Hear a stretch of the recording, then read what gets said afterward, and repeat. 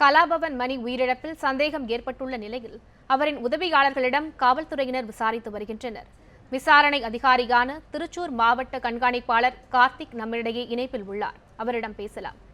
கார்த்திக், வணக்கம். நீங்க சொல்லுங்க, வழக்கின் விசாரணை எந்த நிலையில இருக்கு? வழக்கு விசாரணை நடந்துட்டு இருக்குங்க.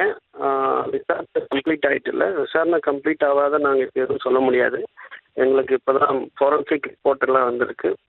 விசாரணை முழு வீச்சில் நடந்துட்டு இருக்குங்க.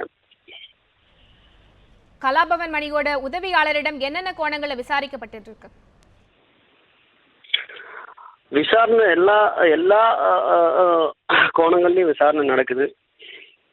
கலாபவன் மணி கூட இருந்த எல்லா நண்பர்கள், சொந்தக்காரர்கள், அவர் சினிமா ஃபீல்டில் உள்ளவர்கள் எல்லா இடத்தும் விசாரணை நடத்திட்டு இருக்கோம்.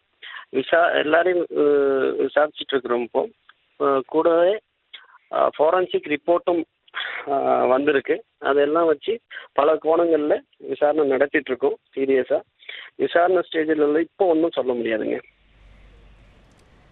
கலாபவன் மணியின் வீட்டில இருந்து விஷ பாட்டில்கள் எடுக்கப்பட்டதாகவும் சொல்லப்படுது. அது குறித்த தகவல் ஏதாவது விசாரணையில் தெரிய வந்திருக்கா?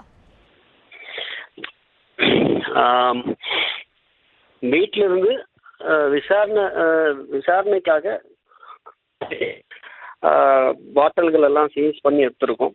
அது ஃபாரன்சிக் எக்ஸாமினேஷனுக்கு அனுப்பியிருக்கோம். ஃபாரன்சிக் எக்ஸாமினேஷன் ரிப்போர்ட் வந்தால் தான் எதுவுமே சொல்ல முடியும்.